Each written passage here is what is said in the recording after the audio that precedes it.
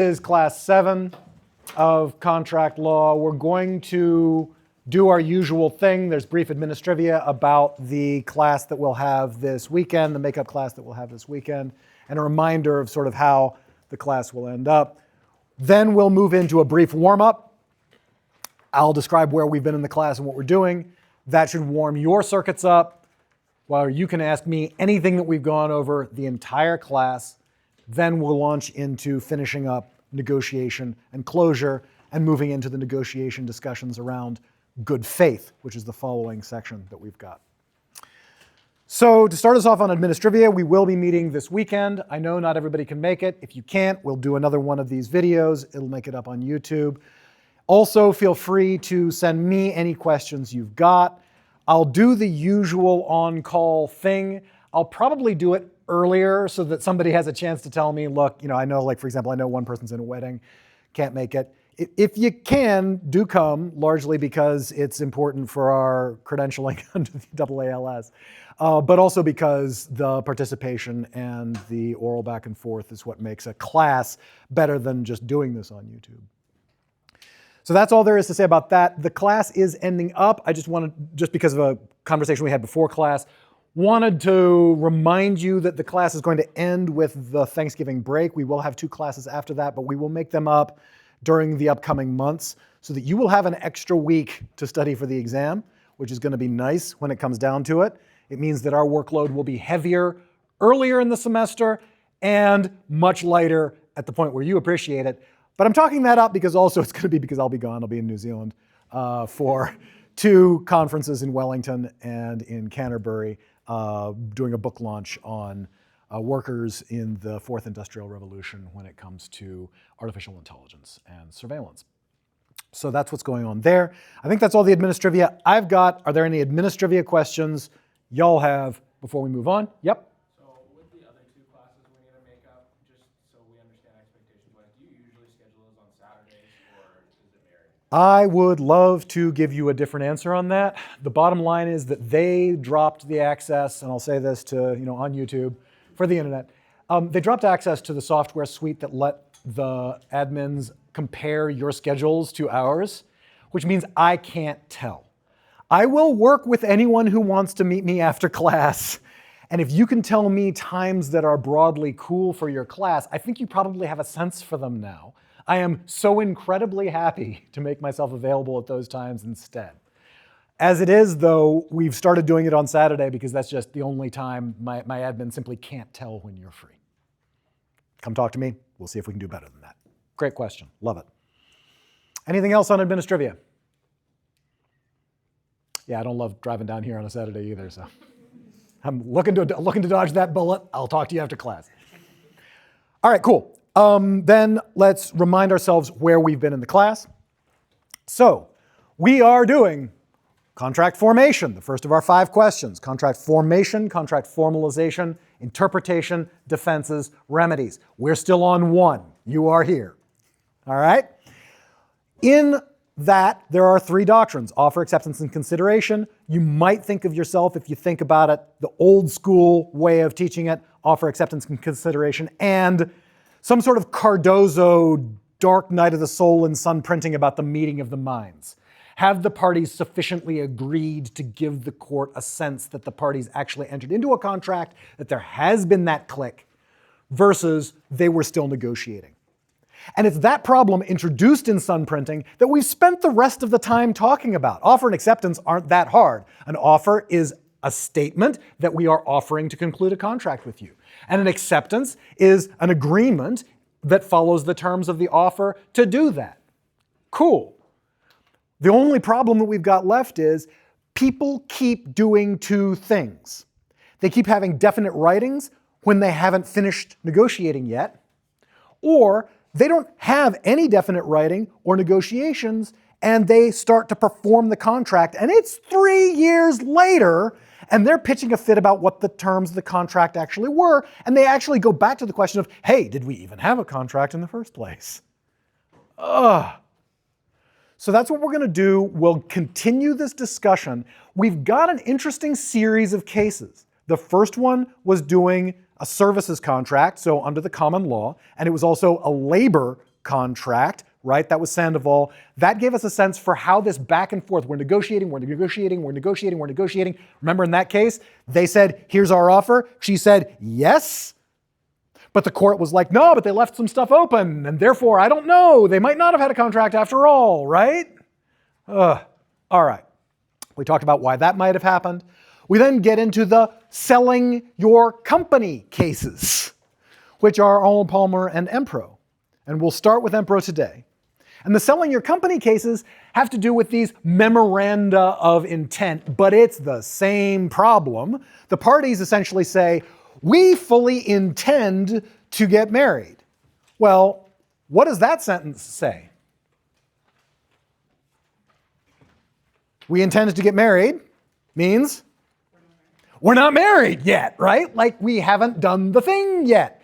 Except then we see in Restatement 27 that the opposite is also true. It is very possible to say, we have a deal, we have a deal, we have a deal, we have a deal, we have a deal, we have a deal. Fist bump, boom, we have a deal. Now let's go write it up. And Restatement 27 says that's fine too. You can have that click, that offer, acceptance, and consideration can all fall into place. The parties have agreed on enough to satisfy the ghost of Judge Cardozo, right? And therefore, we are able to call there a contract well before the write-up, well before any of the formalization requirements have been met. And so we're sort of stuck in that space. And if you think that what we're doing here is asking for the truth, was there a contract? You're in the wrong class. What we're instead doing is showing you how we can push the question of when was the contract formed backwards or forwards in time in order to get you the legal arguments you need for your client. That's far more what we're doing. So in Arnold Palmer, where they agreed on a bunch of stuff, and then they wrote a memorandum of intent, and the memorandum of intent had a board approval clause in it, saying the board has to approve this stuff. And we'll see actually in Empro, that's what causes Judge Easterbrook to be like, no, we don't have a deal at all. We never negotiated that. And they did clearly intend to write it up, and then they had this fist bump on TV, which we all think is maybe the big mistake they made, right? If you didn't want a court to maybe come to the conclusion that a jury might be convinced that there was a contract here, you may not want to have shook hands on TV, right? But because they did that, they memorialized it. The court said, essentially, I don't know. Now that's a weird result. It's not a satisfying case in some sense, except to an attorney, especially for the attorneys for Arnold Palmer, it's tremendously satisfying. They didn't have a signed, worked out contract. To get to go and show that video of fist bump on TV to a jury is a win and a half, given how hung up courts tend to be about the objective theory of contract, which, practically speaking, turns into a court's addiction to writings. And so what we have here is this tendency for the court to just go with the writing, whatever the writing is, but we know that Restatement 27 says we actually have a very different framework for contracts. We have one in which the contract can be made before the writing, or in fact, we can have writings, as we will see today, where we exchange writings. We can have all the writings in the world, and the parties still haven't agreed to a contract yet. So that's what we're going to be doing. We'll be seeing this in two more scenarios, both today and next class. The scenario where we're talking about this problem of moving the moment, moving the click to get the argument you want. We will look at moving that click in Empro to see about our last case of selling companies. We'll then move into some cases about preliminary negotiations and good faith in preliminary negotiations, that's Butler. And we'll also begin to delve then into the Uniform Commercial Code and how it deals with this problem, which is the infamous 2207 Battle of the Forms under the Uniform Commercial Code. And we'll just see different ways, right? We have a labor contract, we have under common law, we have selling companies under common law. By the way, they will do this to you on the bar, do not get caught. If you sell a company, is it under the UCC or under the common law? Common law.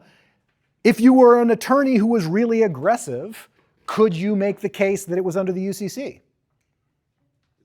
Absolutely. What would the argument be you make? You're right. This was a big deal, by the way, after what was called the dot-com post, which is the last time the stock market did what it's about to do, which is that in the 2000s, everybody thought Planet Banana was the key to wealth and riches in life. The internet was this thing that was going to change everything. It did. It destroyed everything. But we didn't know that yet. So we thought Planet Banana was going to be the future.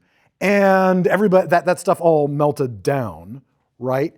And in the dot-com post, there was this very real question of, like, well, when these companies went under, they would essentially leave behind, to our enormous benefit, Aeron chairs.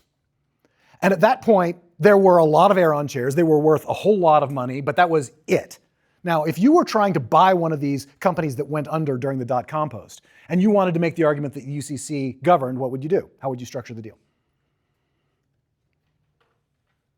Yeah. Maybe talk about all those chairs go to a liquidation place that you can sell. Yeah. You structure it as an asset sale. Perfect. You structure it as an asset sale. Can you see that? Are courts going to fall for it?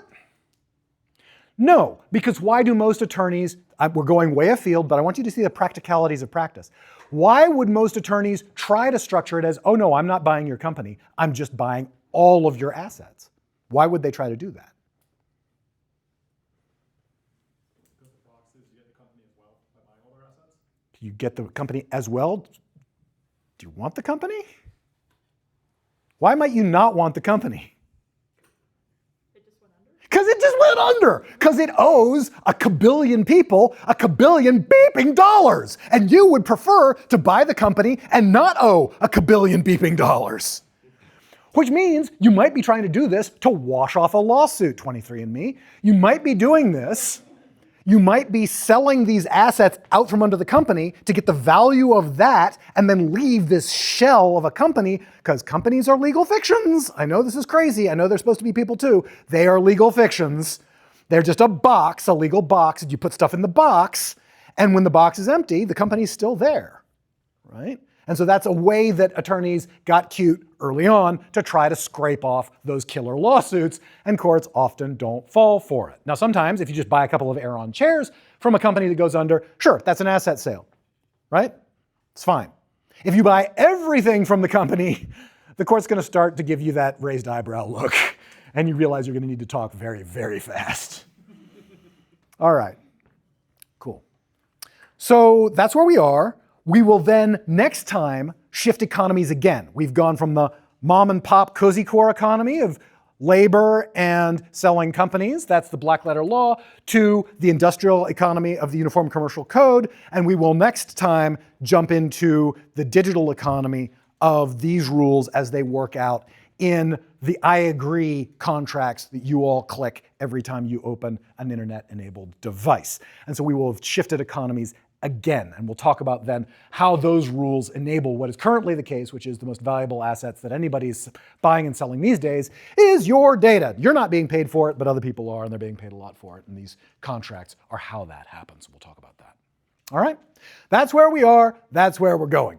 Any questions that you have about anything we've gone over in the class before, I will keep my remarks brief. We have a lot to go over today, but I will give you black letter answers to anything you need to know.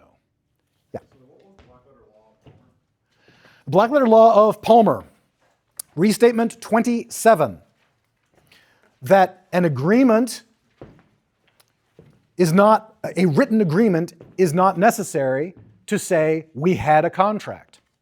It also says a written agreement doesn't necessarily, the fact that we contemplate a further necessary agreement doesn't necessarily mean we didn't have a contract. It's completely agnostic. It just opens the door to this lever, to saying, look, we could have done a fist bump and then said we'll write it up later.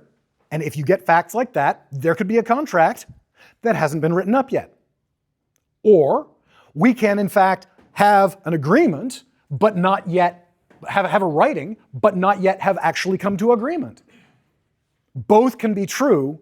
What restatement 27 is, it shows you the lever, and the black letter law of Arnold Palmer is, watch Arnold Palmer's lawyers pull that lever and get an amazing result. Great question. Next. Anything else, y'all? Yeah, Riley.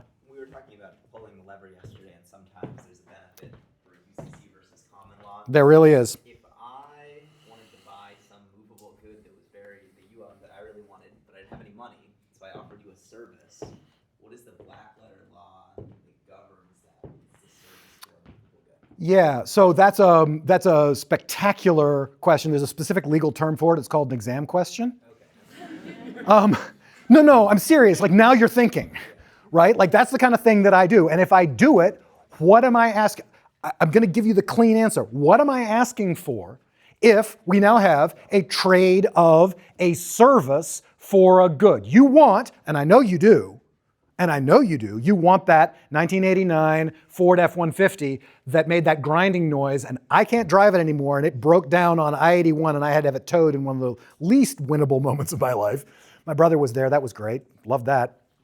So I was trying to sell it to him, which is even worse. I was like, dude, I get it. So if you were then to perform some service in response for that truck, right, the question then is, how do you address that on the exam? Because I've actually asked that precise question before. How would you address it? First of all, am I looking for an answer? It is goods.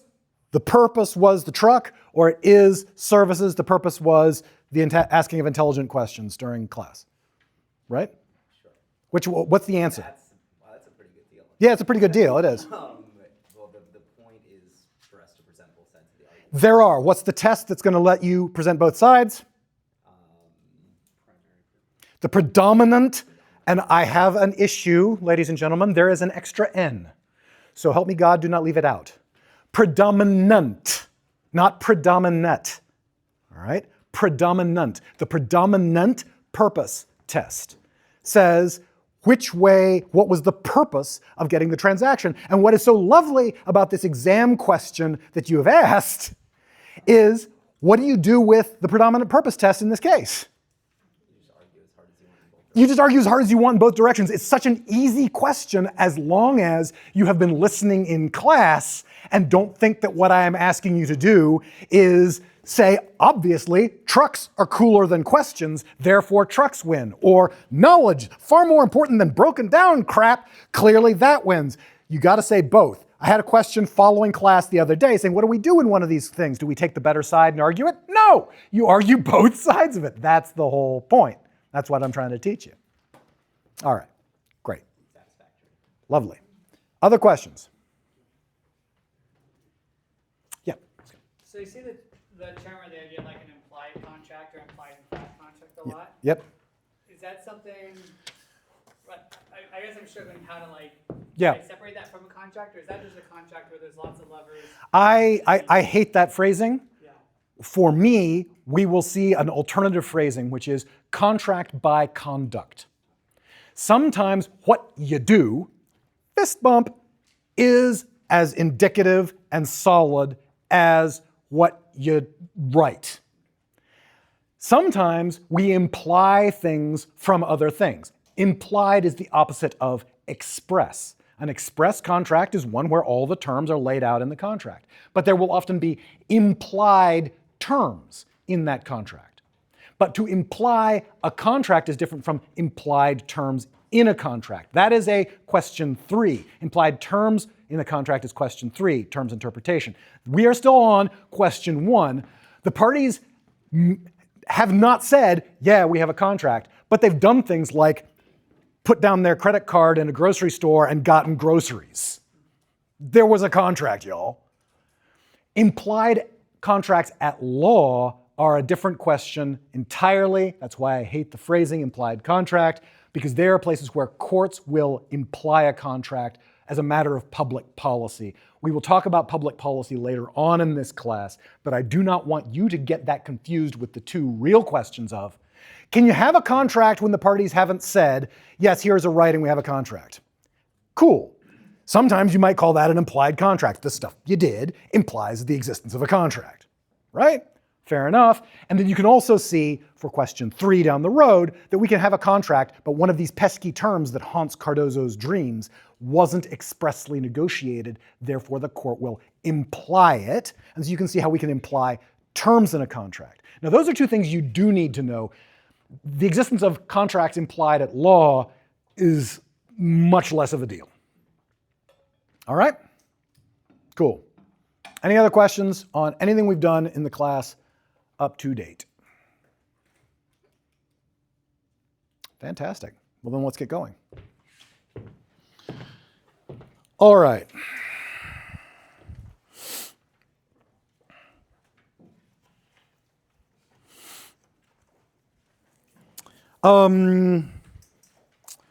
So just to let people know, since they're near to each other, I'm gonna ask Justin and Alexander to handle this. Oh, I was in the bathroom. Gracious, I could look up for once in a while. That'd be great. All right, cool. Well, then I'll go with the next nearest. So I'll pick Madeline, and we'll get Alexander when she's back.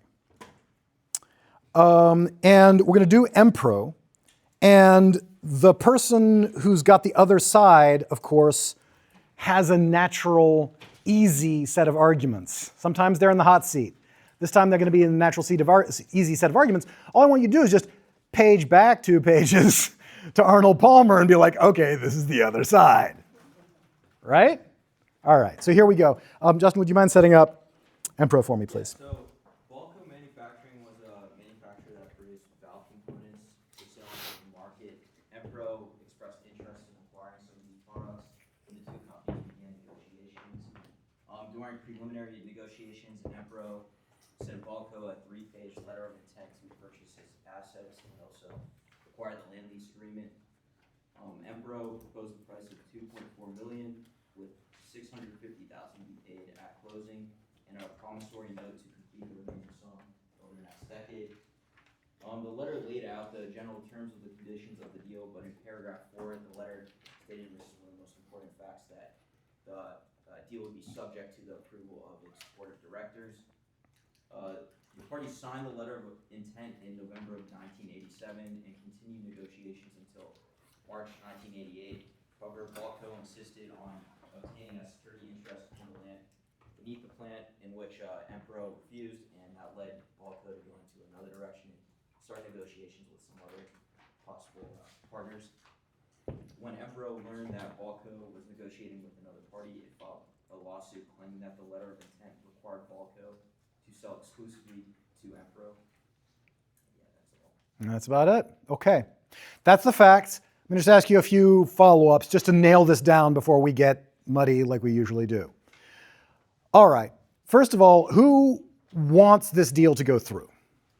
Empro wants this deal to go through, and Balco wants the security deposit in the land lease agreement.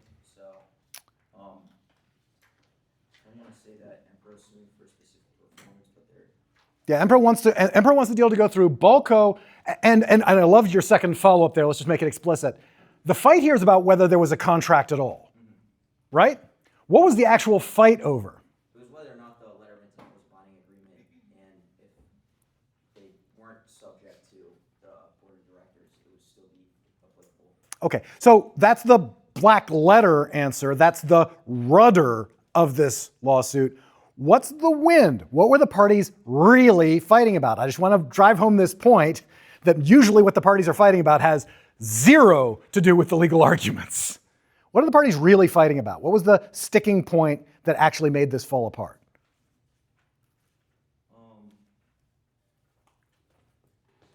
No, it's okay. If you want to call for co-counsel, you can do that anytime.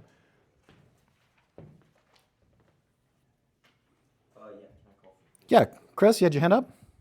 I think it was over that land, security thing. Right, that land security agreement that you mentioned earlier was the sticking point. Does anybody know what a security agreement means? It's essentially collateral. It's collateral. Essentially what they wanted to say was, we want this land as collateral. And Empro was like, no, we will not give you the land as collateral. That was the real fight. The real fight was about how much collateral one party got versus the other party got. It wasn't about whether there was a contract or not. I also want to bear down then on your superb analysis of what went wrong here. So let's just unpack that a little bit, and I'll show you why it's insane and wrong. And then but I do want to seek the black letter law here. So the black letter law that you've already stated, so I'm just asking you to restate it, is we know why the deal really fell apart. Why does the deal legally fall apart? Well, this kind of boils down to what we talked about on the first day of class, the objectivity of an agreement, and objectively, it's pretty clear that there's some open terms, and these terms are essential in this case that the board of directors approved it. So objectively, it wasn't a fully formed and memorialized. Okay, so objectively, it wasn't fully formed and memorialized. There were open terms. That's one argument. There were open terms. What are some other arguments? The intent must be clear, and the language used also should indicate that it wasn't just like merely a negotiation. Right, and this is the black letter law that we'll take out of here, which is an agreement to agree is simply non-binding, right? We intend to enter into a contract means not a whole lot. Specifically like marriage, we intend to enter a contract means we don't have a contract. See how that works? Except restatement 27 is lurking in the background because that doesn't necessarily mean you don't have a deal. All right. So there's a couple of back and forths here. I guess you also already mentioned the board approval clause. What would the argument be about the board approval clause and how that would cause the argument? Remember where we are in the class? We would say the contract was never formed, that there is no spoon. I mean, there is no contract. There is no contract because of the board approval clause. What's the argument there? It's like a triggering clause of the contract, so if that doesn't happen, then the contract won't go into effect. So it's a triggering condition, right? That can be a condition. Conditions are really hard. Where have we seen that kind of argument before?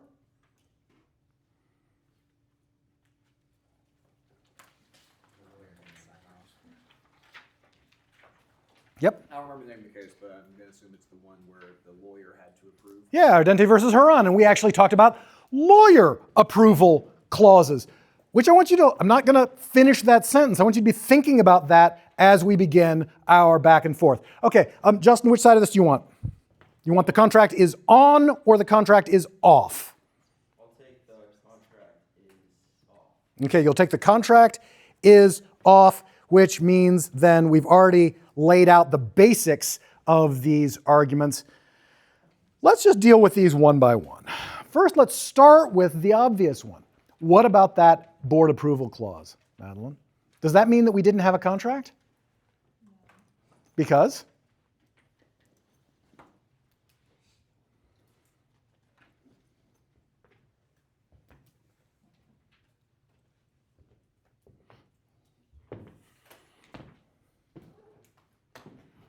Well, I'll remind us of our discussion previously when we got to board approval clause.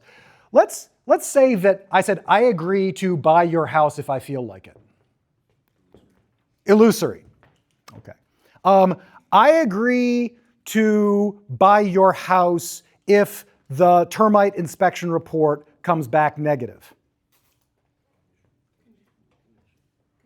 That's conditional, but is there a contract?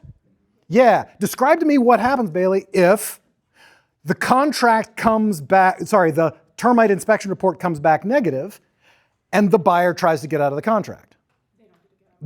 They don't get to get out of the contract. And because that's true, can the buyer just walk from the contract before the inspection report has ever been given? No, right?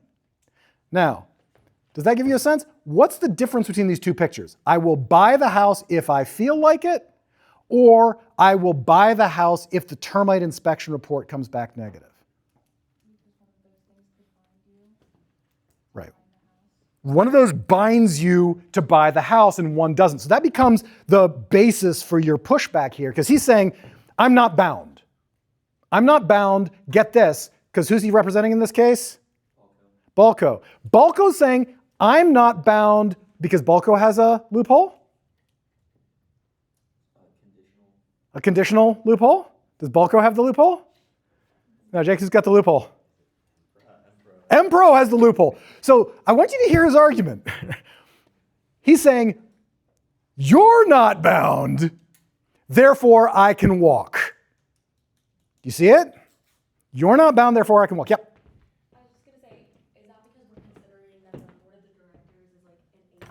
them, and so they can use them to accept it. But what if we say that the board of directors has to do some sort of like procedural thing where they confirm that the company is Just out of the park, right? What we're going to do here is we're going to blow this first argument completely out of the water. Among other things, remember a couple of pages back in Arnold Palmer? Was there a board approval clause? Did the court let him out of the deal?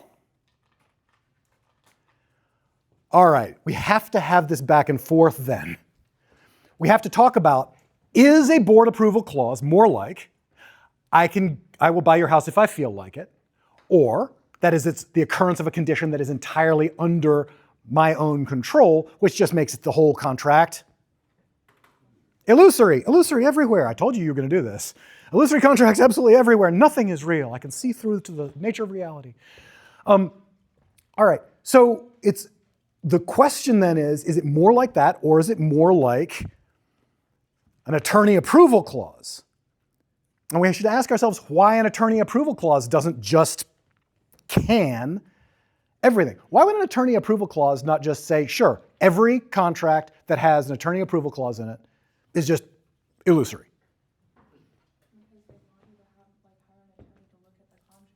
Yeah, because they want us, I know this is shocking, to do our jobs because ChatGPT can't get this right.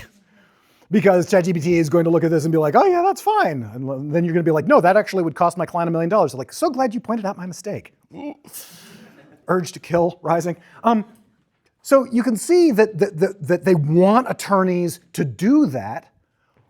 What's the argument though, returning to you, saying, wait a minute, an attorney approval clause, I know we're a little off track here, but we'll come back. An attorney approval clause should actually be treated as the occurrence of a condition entirely within the control of that party. And so an attorney approval clause should just let you walk, that we don't have a deal yet if what you've said is, I need to go ask my attorney if I can do this. If I have to say, if I have to say, may I to my attorney, then that's an indication that we don't have a deal yet. What's the argument there that actually this is not an independent termite inspector who needs to do their job, and for legal contracts to be vetted by lawyers, we absolutely need this, which by the way, is the winning argument.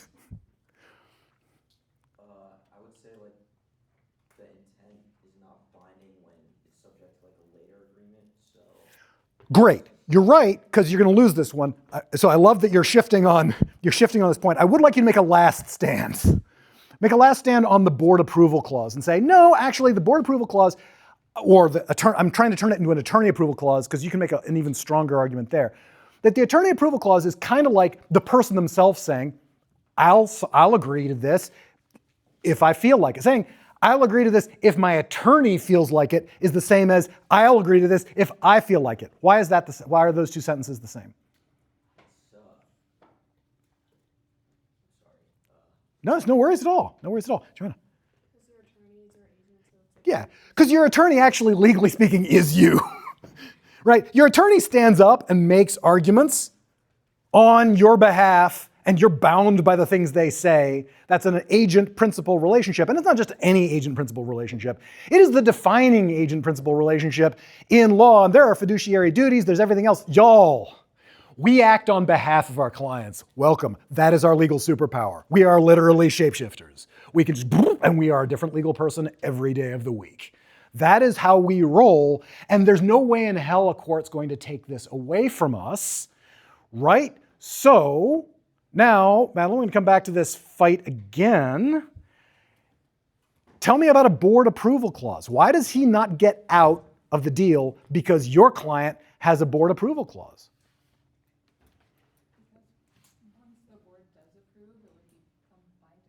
Well, once the board does, listen to the sentence, once the board does approve, it will become binding. Justin, that's been straight across the plate.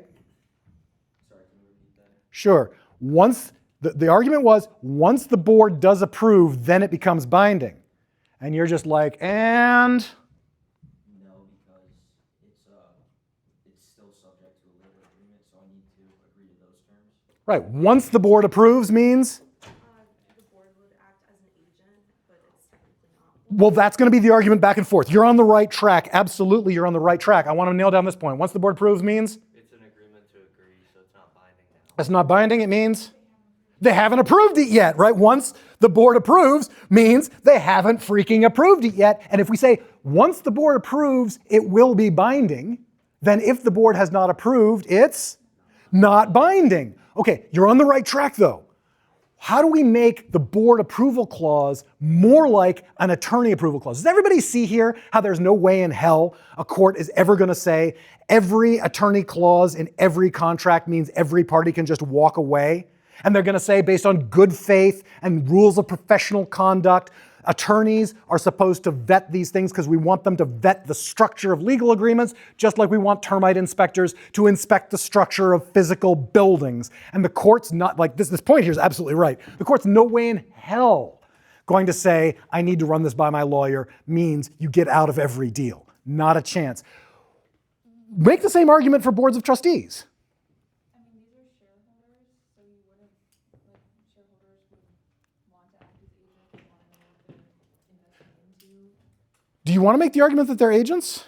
No, why not? Because if you're arguing that they're agents, it brings the same privilege as attorneys get, so therefore you lose the argument. Well, so you start to be worried that if they're acting as agents of the company, right? If they're acting as agents of the company, and they are, by the way, companies don't really exist. They are only groups of people and AI, but we'll get to that later.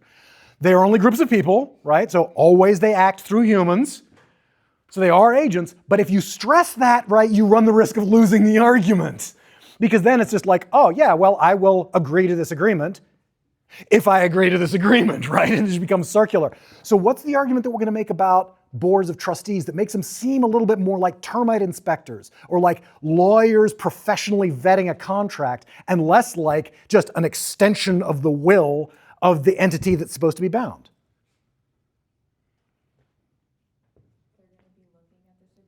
Yeah, right? Just in the same way you want an attorney to vet the agreement, boards of trustees are there to vet the agreements of, right? What's a board for, y'all? Why have a board and a C-suite, Sam Altman? Why have both? Why have both? Why have both? Yeah, because the boards are supposed to represent the interests of their shareholders.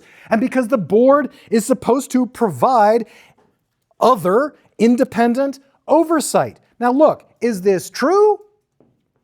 It's a hard row to argue, right? I mean, if you take a look at Arnold Palmer versus Fuqua, and you have that little moment where the chairman of the board of Fuqua is like, yeah, get me out of this contract, I'm going to say no. And you're like, wait, you were the one driving it. This sounds like you telling yourself no. This sounds like exactly the kind of loophole, and remember in Arnold Palmer, they held them to it, despite the fact that they had this board approval clause. Here's what I need you to know. These kinds of professional approval clauses often do get a pass. And if you take empro to mean, as the first argument that Justin raised indicates, if you take it to mean every contract that has an attorney approval or a board approval or a termite inspection clause in it is illusory, you would be taking the wrong lesson from this case. All right, so that one goes to Madeline, like full stop. She just wins. Across the range of cases, right? You can see how Judge Easterbrook uses it here to kind of definitely gets an edge in. But if you really held that argument, to account, it's not going to work. Not in most cases. Yeah. So the argument that Empro is making is that since they would be bound if the board were to approve, therefore they're not allowed to walk before. Well, specifically, love it that you're putting it all together. Since Empro would be bound if their board of trustee in good faith were to examine the contract and decide to adopt it, which they did in this case because Empro wants the deal, right?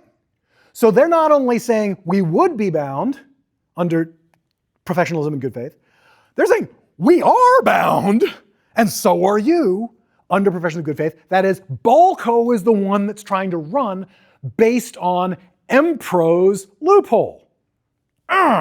So when Empro says this, Empro says two things. One, we would be bound even before the occurrence of the condition. And oh, by the way, we are suing. We had a meeting. Our board of directors would like to proceed with this contract, right? the existence of this loophole for two reasons doesn't let the other side out. So Madeline just like nails that one.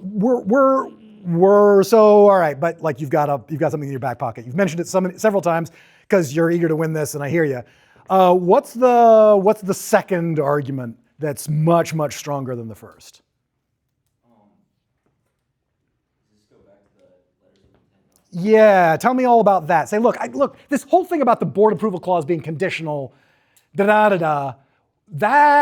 an Ardente versus Haran problem. We don't want to have that. We actually have a much deeper sort of sun printing problem here. Yeah, so the basis of the agreement was to do nothing more than to set the stage for a final negotiation or like contract, And how do we know that? because there's multiple subject to terms. There were multiple subject to terms, right? That it was a set the stage, it was negotiation, it was a memorandum of intent, not a certificate of marriage, right? Memorandum of intent, not a certificate of marriage. It is saying we will do the thing, which is the opposite of saying we have done the thing, right? Not at all the same. Okay, that's a much stronger argument. I think you got some things to say about it though. What's the pushback to the specific argument saying that subject to, that the idea that this agreement is subject to a later write-up? And you can call for co-counsel if you want. You've done wonderful work already. I'm gonna have to call for it. You're gonna call in for co-counsel, Joanna. Subject to just shows objectively demonstrated intent not to be bound. So subject to, well, whose side are you on here? Right? So which way does that cut? You're right, great argument. Subject to, the language subject to shows an objective intent not to be bound, right? That's the argument is that's what that language means. It's just, which side were you arguing on? Because I think you got hired on by Madeline as co-counsel. Go for it.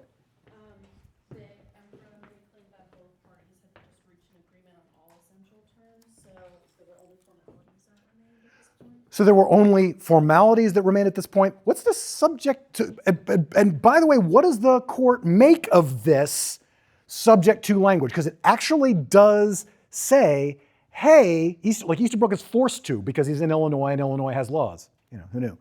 And so Easterbrook says, yeah, the problem here is that he's got basically precedent saying exactly the opposite in his jurisdiction. And so he's got to say something about it. What does he say about the subject to stuff? Yeah, Jake. He says that because it says because letters of intent are written without the care that will be lavished on the definitive agreement. It's sort of like maybe don't take the wording as seriously as you would in a real contract because they're not expecting to. Like that's the winning argument, right? That's the one, we haven't even gotten to it yet. That's the third argument that is gonna settle this case down the road, but we have to question it. What's with the subject to? Why does he have to say that? He has to say the form of the transaction. The idea of a letter of intent is the opposite of having the deal signed, sealed, and delivered. And that is clearly what he rests the entire opinion on, right? But he's got to distinguish these cases saying, hey, subject to is inevitably meaning that you're not bound because it's subject to a later agreement. Because it's subject to the execution of a definitive contract down the line, it doesn't have independent force. It doesn't have independent force? Could it? Could you imagine, could you write an exam question in which we had a deal and then we just said, what does subject to mean? To say it's subject to another agreement. Yeah. It's conditional upon. That's one argument. It's conditional upon it. It does not exist if the following agreement is not reached. That's the argument we're hearing. What's the other argument? They could just try to argue that it's an obligation to do that later down the road as a part of the agreement. That's right. That is, we have an agreement. Can you see it's perfectly coherent to say, we have an agreement. We have some things that we still need to negotiate. We will do that after we sign the agreement. It's a perfectly coherent thing to say. By the way, in these long-term industrial contracts that go on for 20 years, that's where 99.9% of the negotiation actually happens, right? 10 years in, something goes pear-shaped, and you're wondering, like, what the actual hell do we do now? And the parties have to talk about it, right?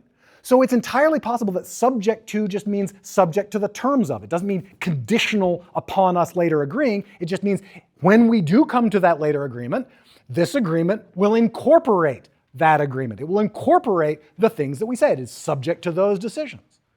So that's why the Judge Easterbrook can't. If you look at the cases, he can't just say subject to language always means that there was no deal. He expressly has to say that's not what's going on because he's got precedent in his jurisdiction saying the opposite. What we've done here is we've done this back and forth, and what we've had is two very strong arguments. Board of approval clauses make the whole thing illusory. Nope, not really, not if it's well argued in the opposite. Or this subject to language makes it absolutely impossible to see that there was a later deal. No, Restatement 27 exists. That's just not true at all. We can make this argument that that there will be later agreement, and that when we do, this agreement, which exists, is subject to that agreement. Like, it's fine. Or we can make the other argument. I don't want to give anyone the sense that the argument that the existence of the first agreement is conditional upon concluding a later agreement is a crazy thing to say. I'm just saying the conditionality is different.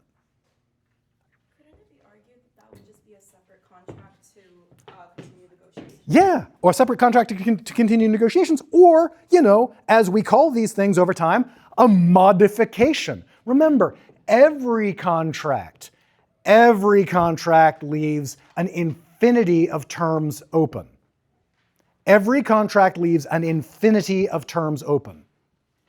Think about it. How many items, if I give you a list of items that's 100,000 lines long, there are 100,000 clauses, and then I ask you, what is the list of clauses that are not among those 100,000? How many of them are there?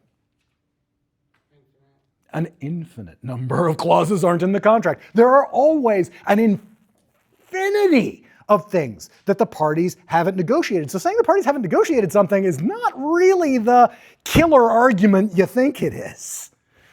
We have to do something more like saying you didn't negotiate something that was core to the contract. You didn't negotiate something that we really would have expected you to nail down. It needs to be that kind of argument. All right, we've had this back and forth. I'll let you go here in a second, but then you do have this killer third argument where Judge Easterbrook sort of backs all the way out. He's made these two arguments, and he does make them, but both of them are losers, right? To say, well, Empro could have backed out. One, Empro didn't back out. Two, why should the fact that Empro's Board of Trustees get to approve this in good faith, and they did, why the hell does that let Balco walk? That's one. Two, okay, what about this language that it's subject to later agreement? Maybe not. We don't know what subject to means. Crazy language. And by the way, in our jurisdiction, subject to does not necessarily mean that the existence of this deal is conditional. The existence of this deal, not the terms, the existence of this deal is conditional on the concluding of a later agreement.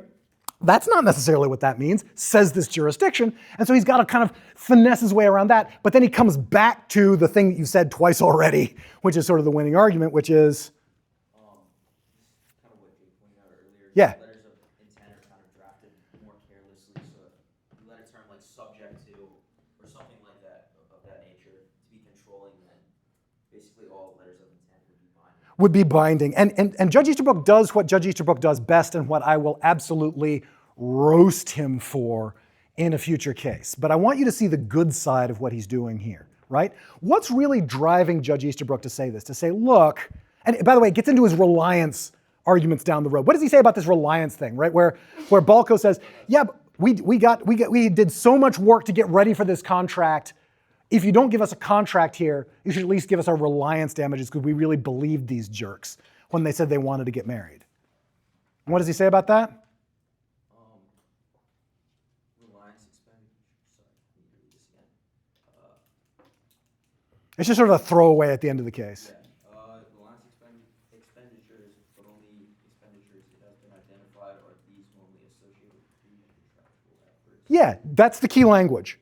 That is, these expenses are the expenses that are regular to doing contract work. Like if you're going to get ready to sign a big contract, what do you do, Scott? You hire lawyers, you look at it, You hire lawyers, they look at it, you get your board of trustees to look at it, right? You have surveyors go out, you have somebody check chain of title, right? You get the point. All right. Each side should bear those own costs, right? So Empro then comes down and says, look, this is what drives Judge Easterbrook, just regular business practice. He doesn't give a damn what the law is. He just knows regular business practices for each party to get ready to perform the contract on their own dime, and then they may or they may not enter into the contract depending on whether they sign something or not, which is the same case flipped of what case? We've seen this case before. We just saw the opposite outcome earlier, completely different facts. Both parties were getting ready to perform a contract. Yep. It's Arnold Palmer. Both parties were getting ready for... Fuqua bought the freaking company that they were going to use to manufacture these things, right? Give me another case that's exactly like this argument, where actually the reliance argument that Judge Easterbrook here just goes, knocks out of the park. But in that case, it won.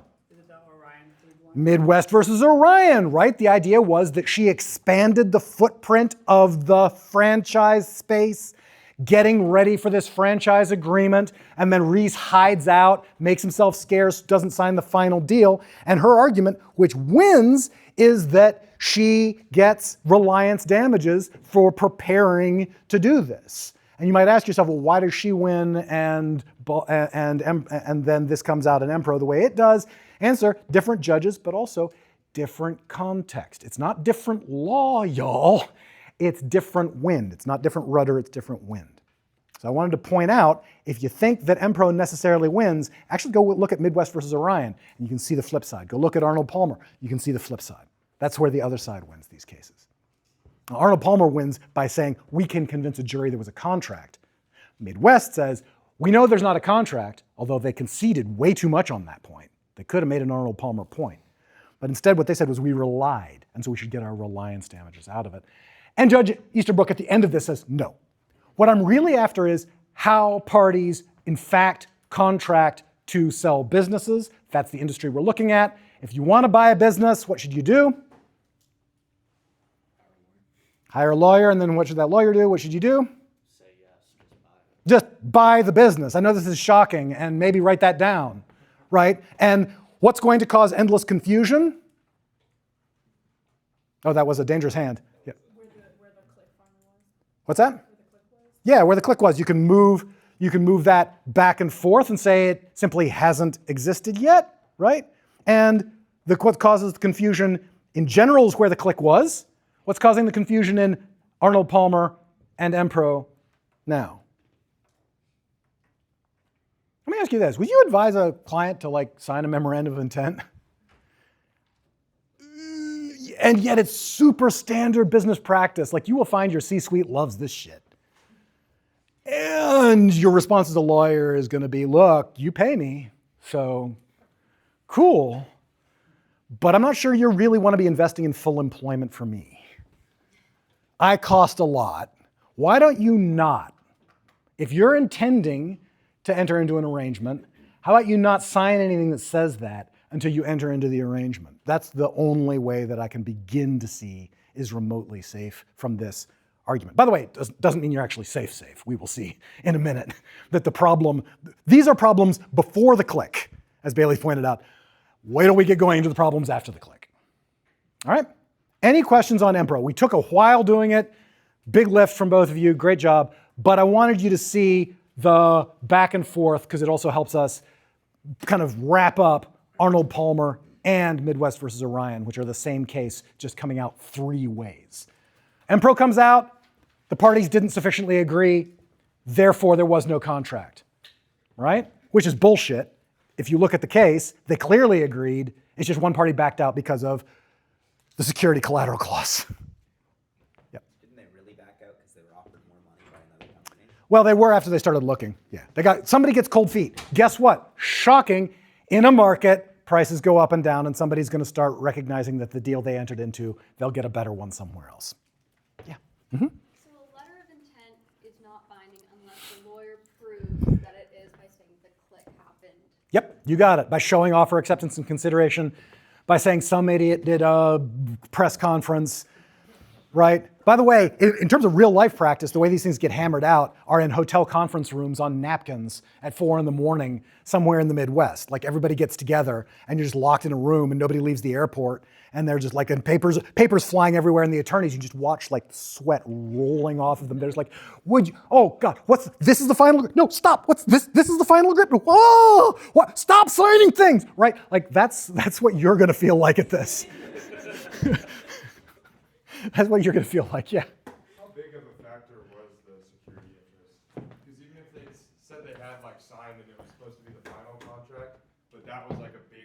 Yeah. Yeah, it's just not, right? Like you can see that the parties could have agreed on signing a contract to buy a company that did not involve a security interest in the land on which the company is currently there. Like companies don't exist. They're consensual legal hallucinations. They're legal boxes. You can buy a company without buying the land underneath it all the time. And so it had everything to do with why negotiations broke down.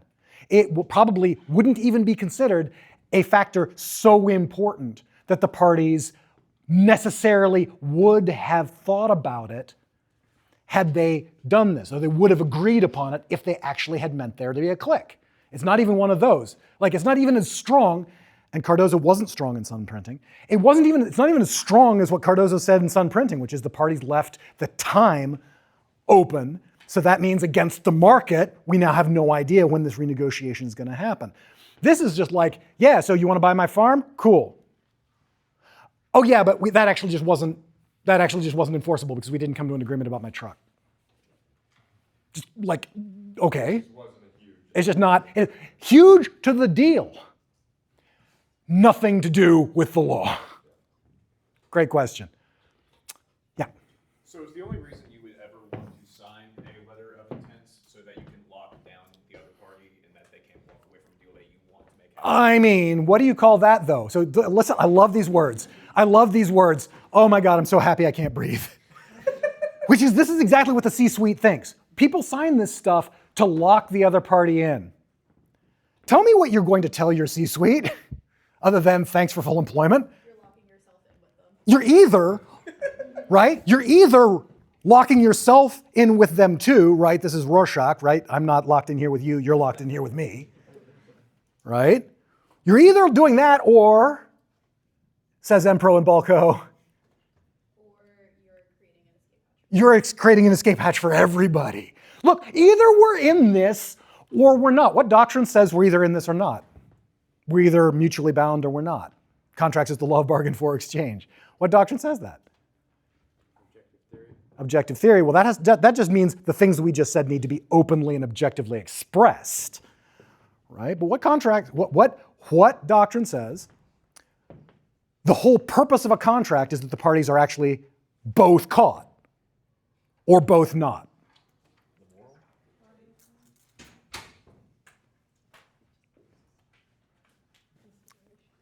Who said it? Consideration. The doctrine of bargained for exchange. It's a contract if we are both bound. If one of us is bound and one of us is not, that ain't a contract. That's at best a firm offer, and then we get back into these options and other crap. All right? I might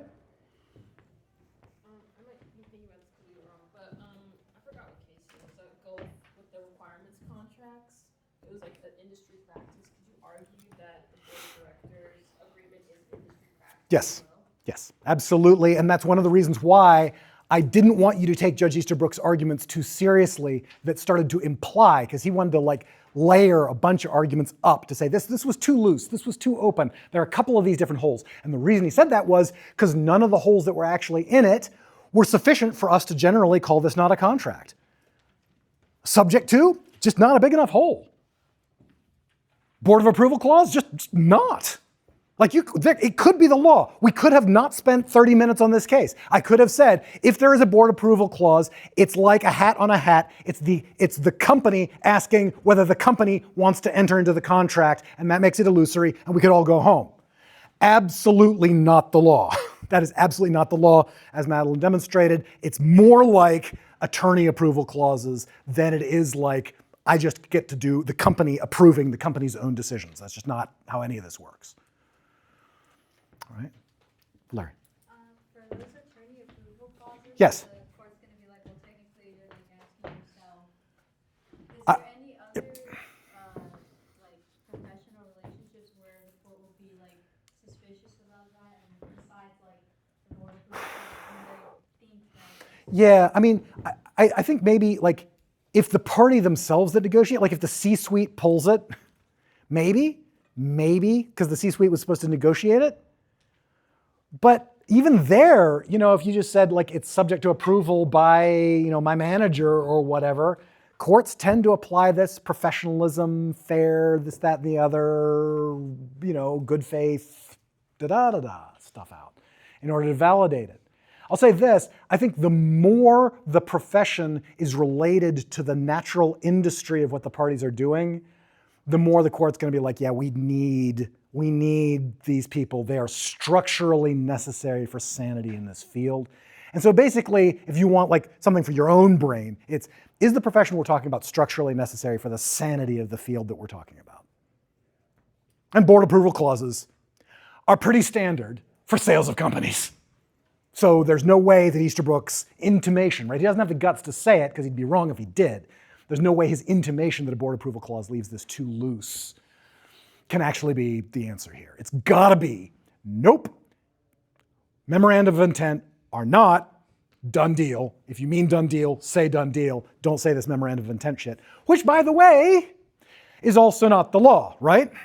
To be clear, because we all have, and we had an excellent question at the beginning of class, we all have restatement principles that says that statement is false. So I'm going to say it, and you're going to tell me exactly why, as a matter of black letter law, Easterbrook's outcome is wrong, because that's what we do here. We say every decision is wrong because we want to win for everybody, right?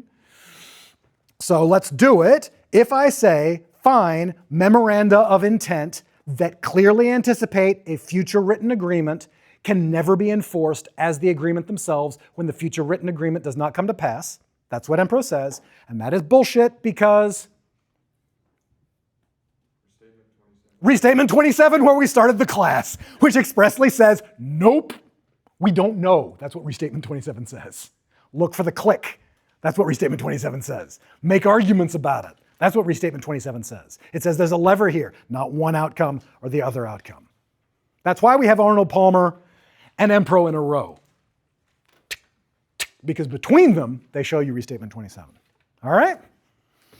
Any final questions on that? It took a minute, but I'm glad we did the work.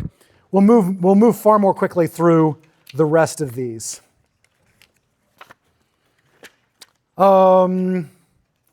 So Butler versus Bololia. And this is a weird one. I wish we would do Racine first. And it's funny because Racine's like on the other side of this big discussion about good faith. But just like Arnold Palmer and Empro are a pair, Butler and Racine are a pair. And so I'm going to just tell you something about Racine first to poison your mind, because you can't actually even begin to understand the wackiness that is Butler until you see the problem. Here's the deal. Let's say that you are negotiating with me to buy my truck. And although you happen to have some knowledge about my truck, and if anybody wants it, I will send you photographs. Red, 1989, Ford F-150, gorgeous condition except for the fact that the motor will never turn over again. Although it's got that lovely V8, if you can rebuild it, it's a hell of an opportunity. All right, so you know some things about it, but let's just say that because of those things, I am going to sell you that truck as is. And I tell you, you're getting that truck as is with all faults. All right? And we're still negotiating about it. And you're like, well, what's this problem? And I tell you this problem. You tell me, what's this problem? And tell me this problem. And then you say, yeah, but you didn't, then we haven't negotiated an agreement yet. We haven't said, I agree yet at all. And then you say, hey, you should have told me independently, and this is true, I hadn't mentioned it yet. I let you down.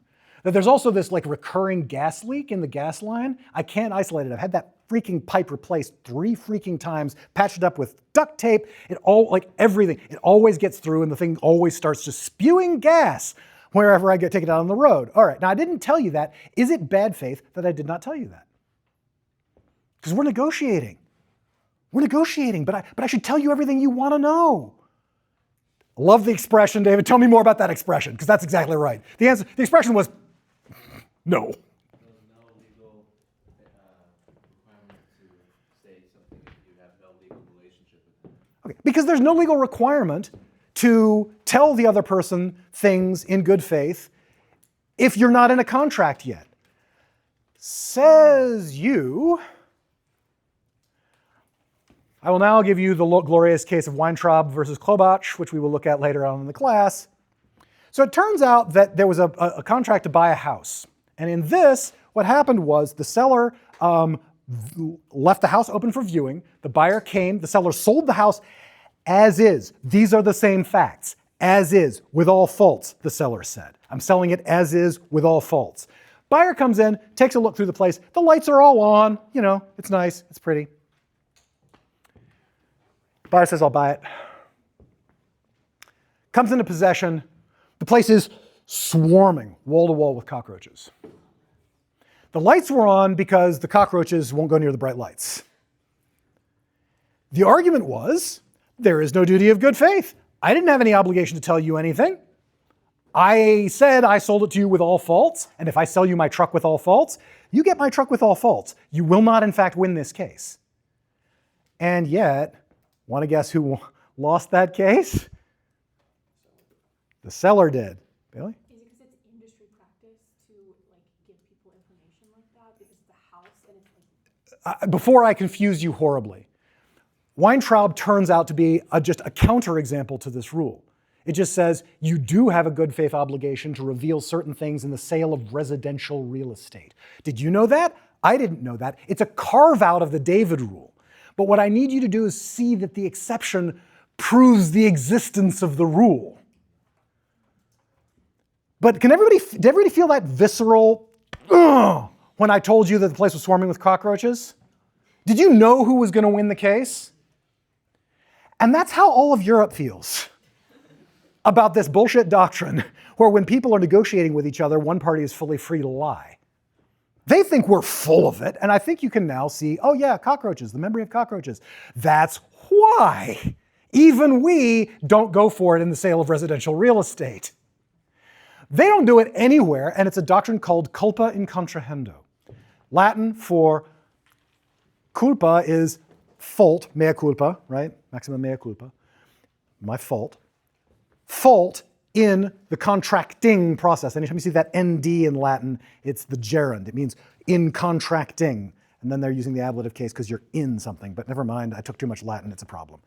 So culpa in contrahendo means fault, sin, badness in the contracting process, not in the performance and execution of the contract. We've had a lot of talking. I'm going to nail down some black letter stuff. The common law rule is there is no culpa in contrahendo in the common law. Weintraub versus Kolbach says there is in the sale of residential real estate. We'll have to figure that out later, and you'll see that again in property class. But for now and for your gut level reactions, there isn't any. There is in European law. Watch out for it because you will be doing business with Italian manufacturers all the time or German manufacturers all the time. And it will be a very different process depending on what law you choose to govern the arrangements. All right, culpa in contrahendo.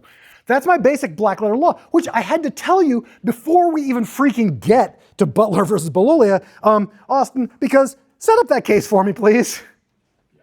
So the plaintiff was an inventor of some safety technology for cutting equipment. The defendant wanted to purchase the technology after some negotiations. They signed a letter of intent. Oh God, here we go again, right? Basically saying they intend to negotiate and enter into a separate purchase agreement on a specific date. The letter stipulates that the parties will use their best efforts to negotiate and attempt to agree to terms. And the letter also included covenants of confidentiality and exclusivity. Butler was also prohibited from negotiating with other prospective purchases and did in fact decline inquiries from other potential buyers. At some point, the defendant claimed that there were issues with the technology that he didn't know when they signed the letter of intent, and so he used that information to rescind the letter of intent and renegotiate. And then Butler brought suit against him in state court, basically saying that it was an enforceable contract. And the defendant removed the case to federal court based on diversity jurisdictions. They were in two different states. And then filed a motion to dismiss. And the trial court granted the motion to dismiss, holding that the letter of intent was not an enforceable contract, and Butler appealed. And that's what it's doing. And what do they do here then? When Butler's appealing? Yeah, so Butler appeals, and they view all of the facts in the case in the light most favorable to the non-moving party, which is the defendant. And what's their result? They said there was no contract. They said there was no contract? Yeah. Oh, no, I'm sorry. I was looking at something else. There was a contract because they intended to bind themselves, and they acted in accordance with that letter of intent.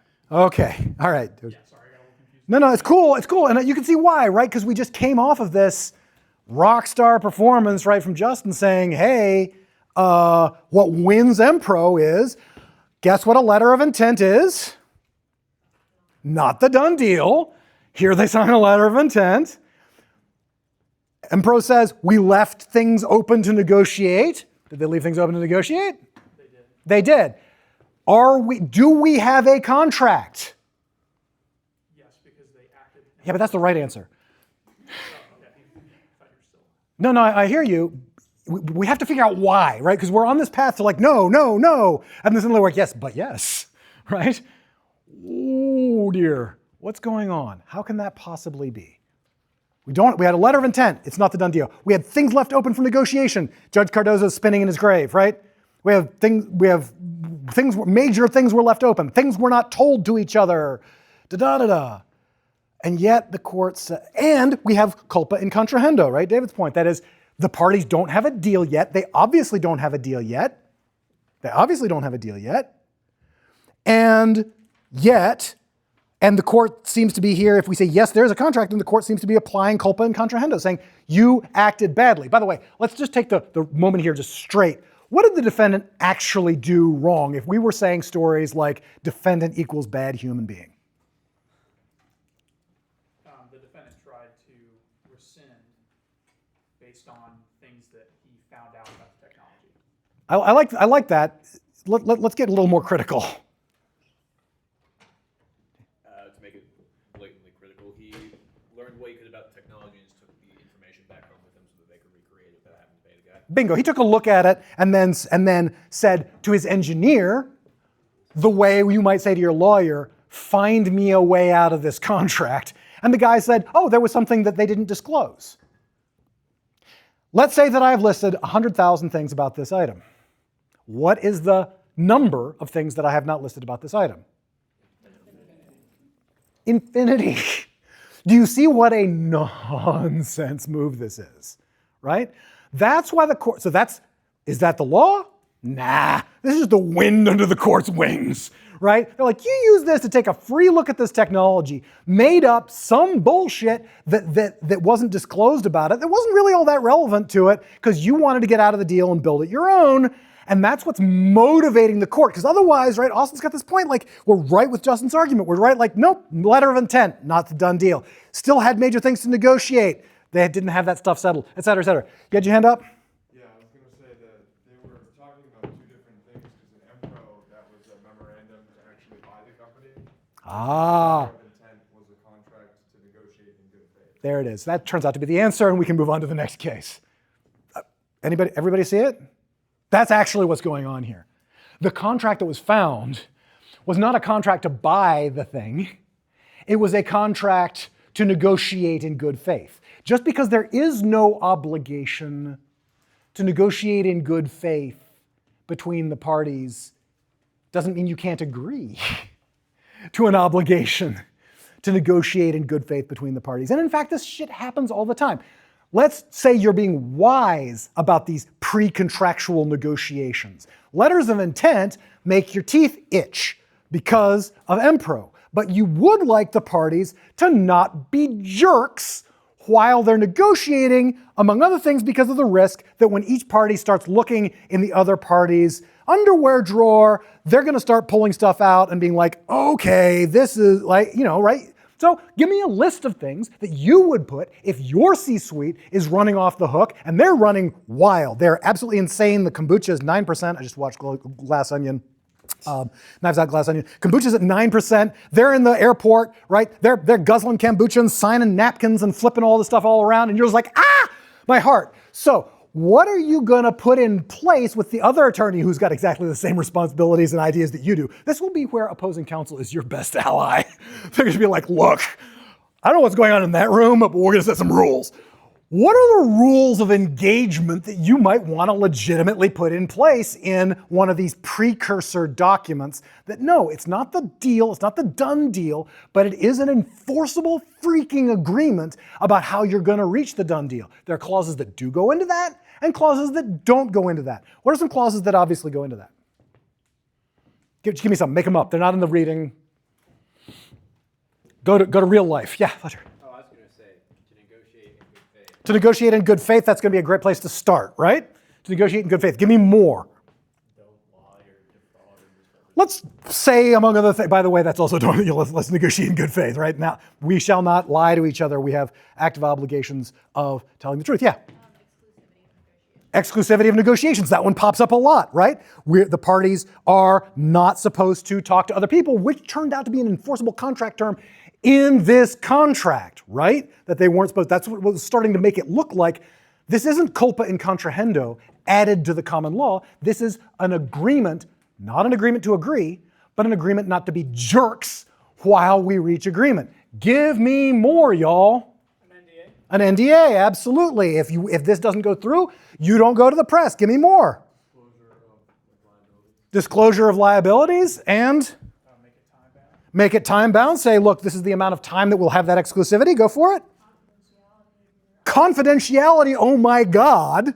Absolutely. That's like 30% of every one of these things is whether we come to a deal or not, thou shalt shut the beep up on national media about what you found in my books. Right? Give me more. There's a few other ones there, obviously. Chris, yeah. You might want a review period so your C-suite doesn't screw over your company. Yeah, you might want to, I don't know, put an attorney approval clause in there, right? Put a board approval clause in there. You're like, yeah, that kombucha was hitting a little hard, as Jared Leto's kombucha, hitting a little hard, right? I don't know why you signed that. We need to sign off on this. Good, give me more. There's one other one I'm looking for. Valeria, yeah. Maybe set an authorized representative so you're not contracting with Well, that'd be amazing, right? Let's have an anti-Fred rule. Love it. Love it, yeah. A violation clause if violated. Well, how about that? Liquidated damages. Why don't we even say, because good faith, what did you lose when there's a violation of good faith? I don't know, says the court. Turns out, if you say it in the agreement, this is the liquidated damages, courts are like, oh yeah, those are the liquidated damages. They love that the most. I can make my tea time, right? They're so happy with that they can't see straight. Liquidated damages, not something that we will see until the end of the class. Absolutely critical, because that's remedies, right? But critical, absolutely critical. There's one other one. Yeah, go ahead. An escape hatch saying, essentially, these are conditions not within our control that let us out of these negotiations. Maybe like a non-compete so they don't take your technology. A non-compete, which is a huge one when developing these technology cases. That's a great one. And along with a non-compete, you've got, Benton? Like in this case, you might want to establish jurisdiction. Well, right, you might want to say where, that's great, have a choice of law clause, love that the most. Lauren? Party has to cover their own costs. Each party, if it was going to be unclear, say things like in our statement of liability that each party bears their own costs of due diligence. Love that clause the most. There's one other one, I've been fishing for it. It'll make sense. You can't steal the other party's employees for a period of 6 months. Because this turns out to be the major problem. You're like, oh, you have a very profitable consulting business. But it turns out that Fred is the center of that business and that Fred's the one with all the relationships. Hey, I'm going to just hire Fred, right? No. So there's a bunch of things like that. You can't compete, you can't steal employees, you can't reveal the information that you've been confidentially given. Pile of them, pile of reasons to do this. The only problem with this case is they weren't clear enough about it, right? Does everybody see the difference between culpa and contrahendo? You didn't tell me everything that I think I would want to know in an arm's length negotiation. Bull snot, right? Absolutely not. But if you said, hey, we're not coming to an agreement yet. This agreement is not our final agreement. It does contemplate a future agreement at some time that will only take effect if attorneys and board members sign off on it. And while we are negotiating that, these are the rules of the road. That works perfectly well. That's the point of Butler. Any questions about Butler before we move on? Because having gone through this, it's going to make Racine just like a walk in the park. All right. All right, so then we've got Butler, and now we're on Racine. And Alexandra, I'll come back to you. So if you could please set up Racine for us. So Racine operated under a contract that was said to be similar to a long-term lease with the Parks Department, and it was a contract for 40 years. And so starting in the 1980s, Racine negotiated with the department for modifications of the concession contract and was permitted to expand operations specifically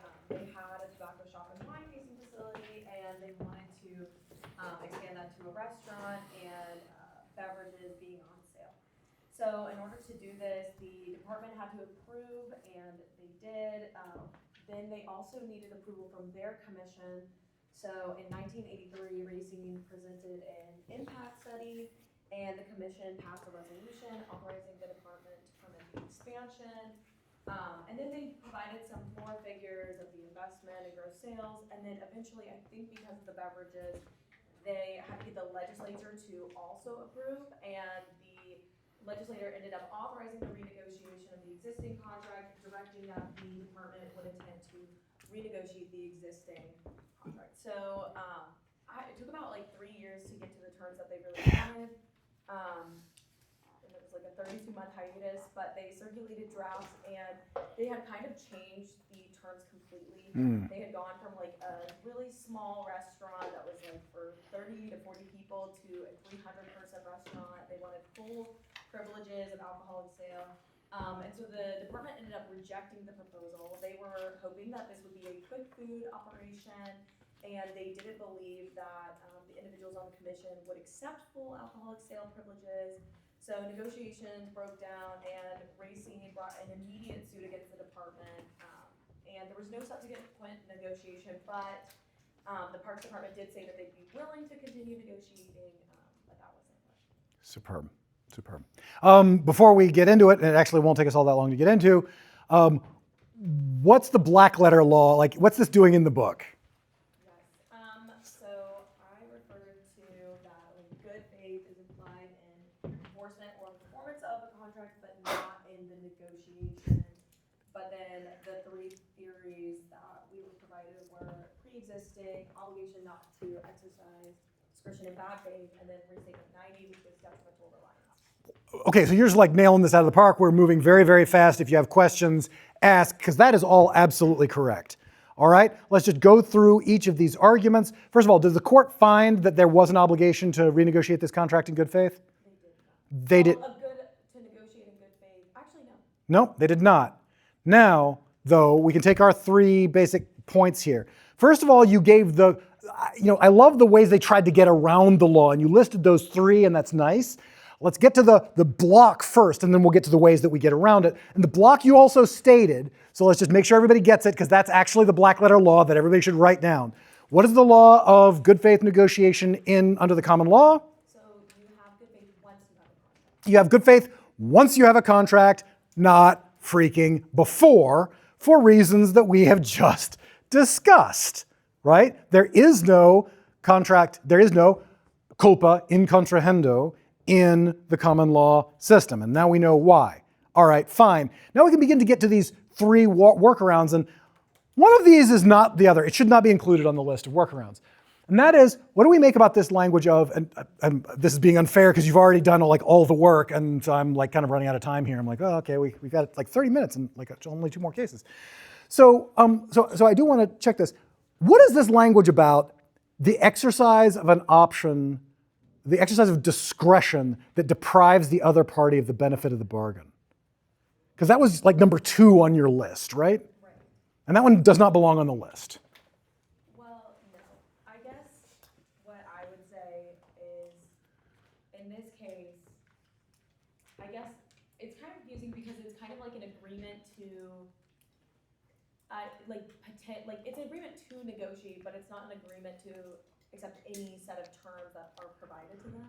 Right, that's our culpa in contrahendo rule. That's our basic rule. There is no such thing as an agreement to agree. Let's just back this out a second. Illusory contracts everywhere. Why can't you have an agreement to agree?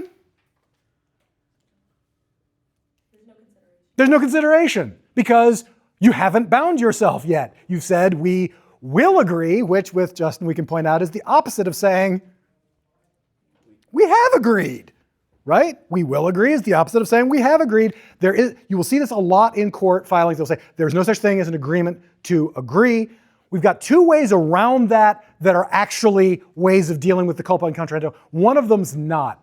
So when you read ahead, what you've done when you read ahead about good faith, and this will also show up when we do public policy later on as a defense, right? We're in formation, formalization, interpretation, defenses, remedies. When we get to defenses, one of the defenses that we'll talk about is that the contract is void as a matter of public policy. That's a defense.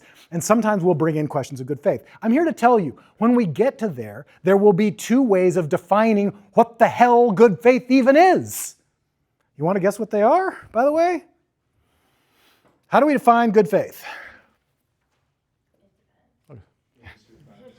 Industry practices, that's our objective measure. And then, what's the other way we define good faith? Jake. Whatever the parties say it is. Whatever the parties say it is, and that's our subjective measure of good faith. Remember that in the Uniform Commercial Code where they actually look at good faith and they say good faith is honesty in fact, subjective, and the observance of fair market practices for the industry, that's our objective measure. That's how the UCC handles good faith. The common law handles it in a slightly different way. One of the major ways that they handle it, by the way, they do the same division. They're like, good faith is following practices in the industry or not using discretion in a way that deprives someone of the benefit of their bargain. That's how they'll put it. If you have discretion under the contract, and the contract, remember, exists, that's what gives you your discretion. Right? So if you have discretion under the contract, you can't use that discretion to deprive the other party of the benefit of the bargain, which is a very law and economics way of saying what? What does that start sounding like? You can't use your discretion to deprive the other party of the benefit of the bargain. Yeah. Illusory contract? Yeah. I mean, look, illusory contracts everywhere. It just means that illusory contracts are the same as this exercise. Can you see it? If you're not constrained by good faith, remember we saved requirements contracts. We saved supply contracts from the obligation of consideration. How did we do that? How did we say, I will buy all of the gas from you, this is Eastern Airlines. I will buy all of the jet fuel from you that I require. Now what's the number that I might require that makes that look illusory? 0. That's the number that I might require that makes that look illusory. Why is it not freaking illusory? They need to buy jet fuel. Good faith industry practices. You see how this stuff just loops straight the hell back in? What I'm trying to say here is that of our list of ways of getting around the fact that there is no such thing as a duty of good faith in the pre-contractual moment, unless you separately contract for it, Butler versus Belolia.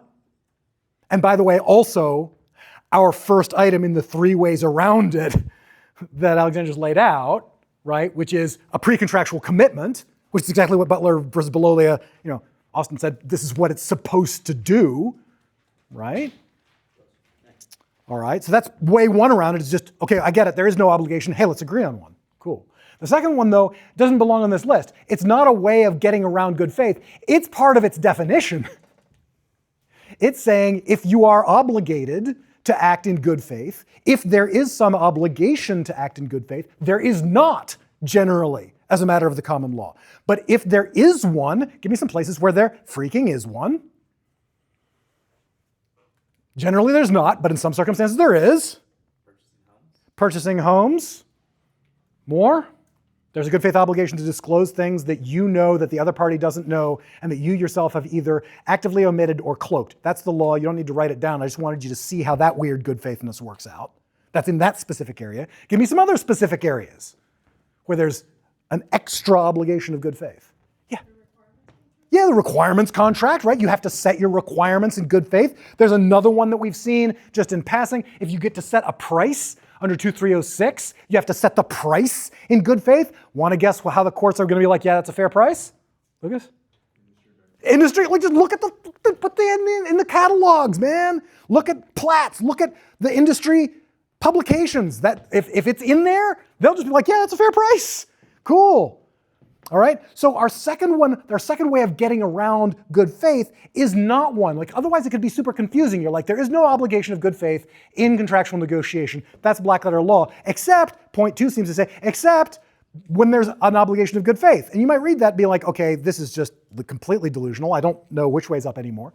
But it actually makes sense when you realize there are some few places where we do otherwise impose obligations of good faith, because otherwise the deal would be illusory. Board approval clauses, attorney approval clauses, both of those are constrained by the professionalism of the role played by the professional in that framework. Those are in areas where there's an obligation of good faith. So in a way, there's no obligation of good faith unless there is a perfectly lawyerly sentence. But I want you to not get too confused by that. Does everybody see that? There is no obligation of good faith unless there is. That's what that second way around it describes. And then what's our third way around it? Restatement 90, detrimental reliance. The actual beep. Where have we seen a case that's almost exactly the same as this case, but we have, and by the way, you might as well write this case down. It's just like, sometimes the answer is just always the same. What cases is this exactly like where we're using reliance? Nate? It's a pretty good one. Not bad. Where we use reliance, y'all, to satisfy a breach, a failure in a contract. Orion. Again, by the way, it's my favorite case, so the answer is always going to be Midwest versus Orion for this stuff. Can you see it? Where they use reliance. The parties were negotiating. They didn't come to a deal, is at least one side's argument. The other argument, the stronger argument is, oh yeah, they did. They just didn't have it written up yet. See how that argument would work now? But they didn't put that argument in the case. Instead, what they said was, the parties didn't have a writing, so they didn't have a deal, and I'm still gonna take it out of your hide, the damage you did to me by making me run around in circles and get ready for this contract and expand the franchise space and all this other stuff. I am gonna take that out of your hide, even though, because you were a jerk in the pre-contractual moment, see it? And I'm going to hold you to account using detrimental reliance. I'm going to use section 90 even though we didn't have a deal yet. That response is, I know we didn't have a contract, but you were still a jerk. You made a promise on which it was foreseeable that I would rely. And I did reasonably rely on your promise to my detriment. You have to pay me my out-of-pocket costs there. That's not an establishment of culpa in contrahendo. Until it freaking is, right? Because remember that these doctrines like section 90 have two hats. Hat 1, they're their own cause of action. But hat 2, they're patching up contracts that have something else gone wrong with them. The weird bit here is we're using it to patch up a contract y'all didn't sign yet. That's how we do it. And that's what causes then Professor White in this book to completely lose his mind. That the idea here is we're imposing obligations of good faith in a pre-contractual moment that do not exist as a matter of common law by using section 90. And also we're talking about contract acceptance using section 90, not saying yes, but saying like, I hurl myself off the cliff, I trust you, right? As a way of accepting a contract. That's nonsense. Wait till we get down the road when we're like, yeah, we didn't need a writing, we need a writing. And the party's like, but I trusted you. And they're like, okay, well, excuse the need for a writing, which is just like makes my head throb. Okay, I need you to see that these three ways around it are not really three ways around it. One way is like, okay, if you don't have that obligation, contract for it. The second one is, yeah, sometimes there is good faith obligations, but they're usually tied to professional obligations, like lawyers and boards and selling real estate, realtors and stuff like that. And then the third one is not really a contract doctrine at all. It's using non-contract to deal with the fact that you hadn't signed a contract yet, but then ask Judge Easterbrook how he feels about that. About MPRO, which is a great decision. Ask Judge Easterbrook how he feels about it, where he's saying like, wait, you guys were getting ready to perform this contract. You each had costs getting ready to perform this contract, but suddenly one party backs out saying this isn't gonna really work out between us, and you're like, but I believed in you! And you're like, those are my damages. Really? No, like, wait, let's wait till we sign the thing. One last point about this that I wanna nail home. Because everybody see how the three exceptions work? The three ways around it work and how they interact with different areas of law? Cool, great, perfect. One final question, though. State the basic, you've done it twice already. State the basic black letter common law rule of the case one more time for us. Good faith is implied in enforcement and performance of the contract, but not in the negotiation. So if you don't have a contract, you don't have good faith. I love it, and it's so nice when somebody goes bump, set, because then spike. They did have a contract.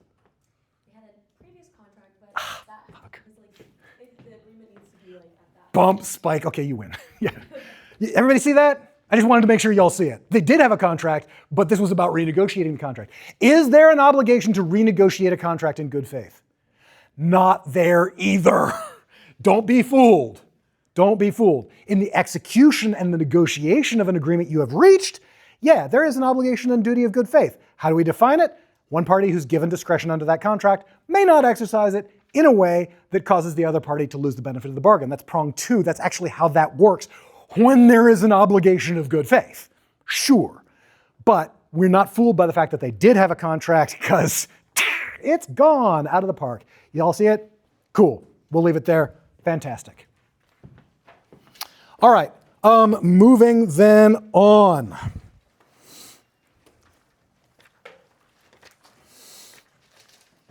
To New England and General Dynamics, which is a good time for everybody. Because this one kind of ties all of our crap together. Just when we thought we had the answer. Boy, my computer's resetting on me constantly. That's very exciting. I would really prefer it not do that.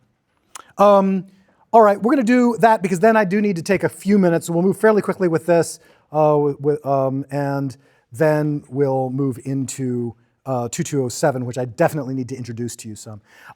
But we'll move into this with Laura. If you would mind setting up New England insulation, please. So, for New England Insulation v. General Dynamics, the plaintiff submitted bids to the defendant for the installation of spherical tanks on the promise that the bid submissions contained confidential information containing like models and information would only be open on the closing dates. Yep. In the lockbox, so essentially no one would see them. Yep. Prior to the closing dates, however, the defendant allowed a third-party competitor, Frigitab, to including the plaintiff's confidential engineering work. The plaintiff claimed that the defendant always intended for Frigitab to get the contract, and the bidding was sham, and the plaintiff sued for bid reliance. Yeah. And what happens in the case? And I love that you ended with reliance, because is this a reliance case? No, it is not. Love that so much. Keep going. What happens in the case? It was held that a company owes its bid givers accurate promises as to the structure of the bidding process. So essentially, the bid process forms a contract only if it adds specific terms that induce the bid giver to give the bid. Okay.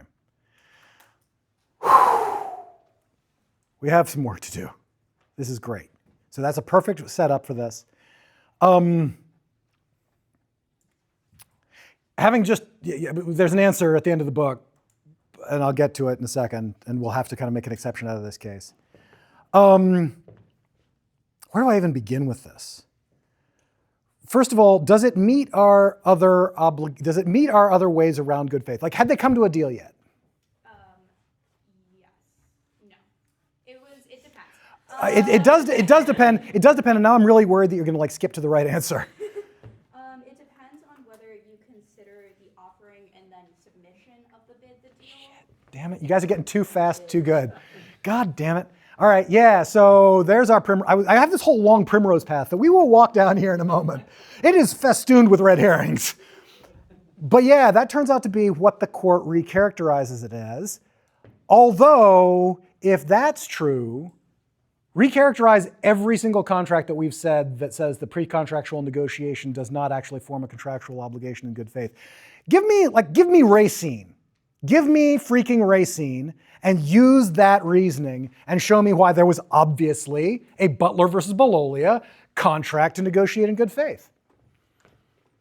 You can start by submitting. Yeah. By negotiating with each other, they showed that they had fulfilled their... Yeah, by negotiating with each other for this license, they clearly concluded an agreement to negotiate in good faith by the very structure of that negotiation. By the way, why is this such a bad thing? Before we even touch the law, let's talk for a second. Why is the plaintiff super pissed? And so is the judge. What is the wind here? Because the judge is about to do something wacky. And it looks, if you're not really careful, like the judge is simply just making stuff up, being like, hey, I checked under my robes and I found some law. Actually, independently, turns out to be true. The judge is making stuff up at this point, but we have to figure out why the judge wants to. Why does the judge want this so much?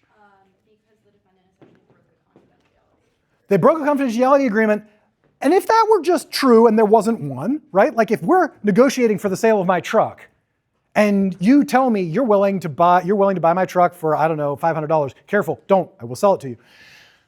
So you're willing to, like, is there anything that, like, and then I go to Fletcher and I'm like, hey, they just give me $500, they were saying $500 for it, give me $550 for it. And I'm like, man. Is there any confidentiality obligation in there? Like out there in the ether? No. What's going on? Trade secrets, or like they were giving them the confidential engineering. They were given the confidential engineering work, so that starts to be trade secrets. Although then, you know what you call that lawsuit? I don't know, this is crazy. Yeah, you call it infringement of trade secrets, right? That is, you just bring a cause of action for that, which is not this case. Which is not this case. I need to know why they're super pissed. Mike. Yeah, the kickback scheme. Tell me about the kickback scheme and tell me what that's going to do to every competitive bid process ever if we let these assholes get away with this. This is a straightforward application of the asshole rule. I do not know what the law is yet, but I sure as hell know who's going to win. And I need to know why. This is the wind beneath the court's wings, and they're going to need a lot of wind for what they're about to do.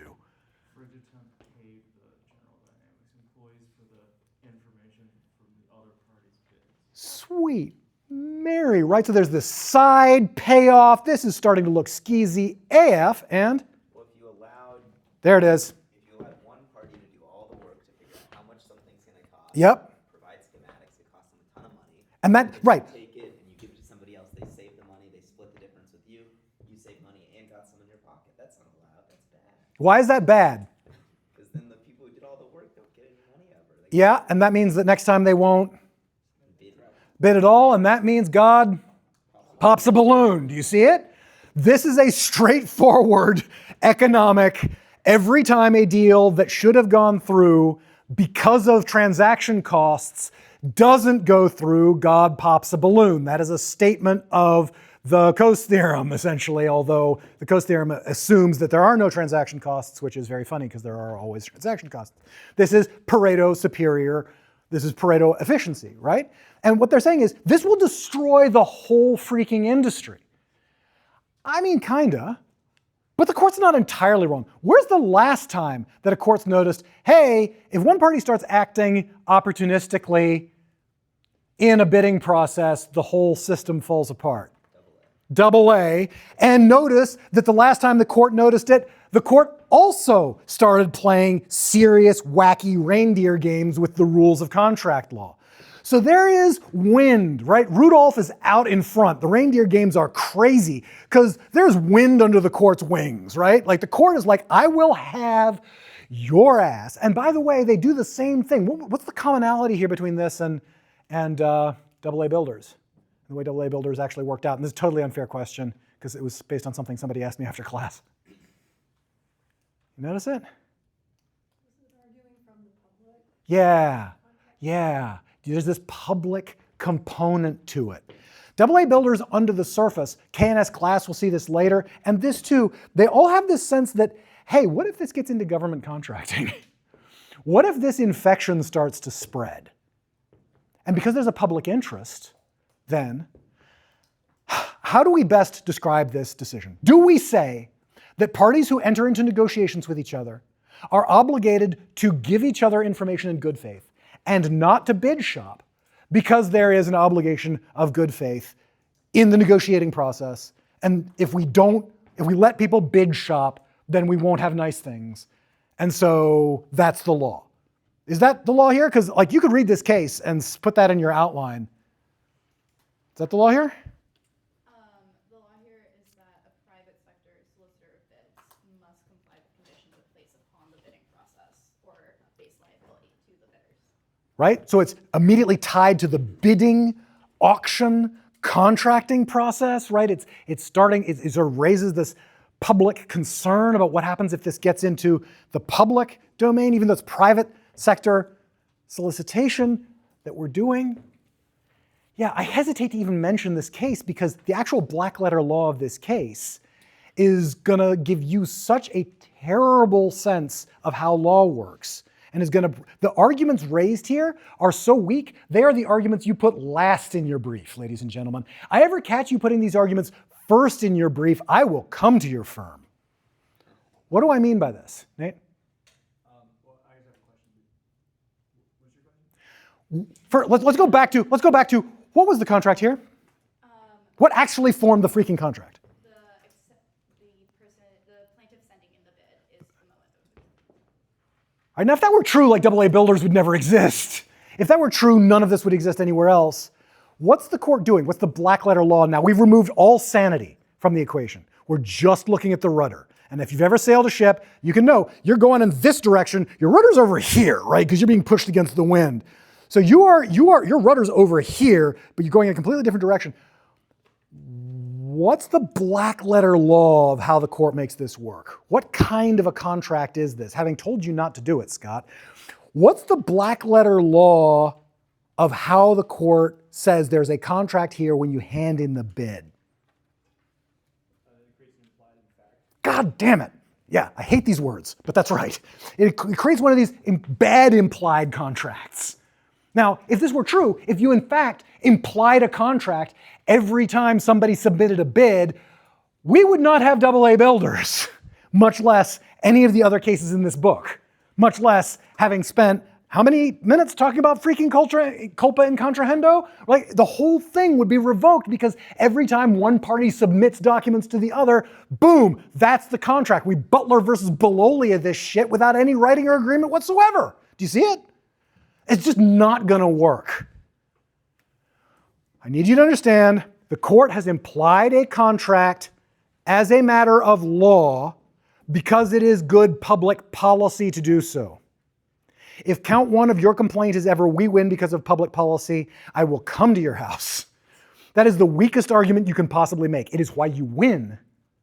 It is the wind underneath the court's wings. But it is not the legal argument you make. But here the wind is so strong, the court was like, I don't care.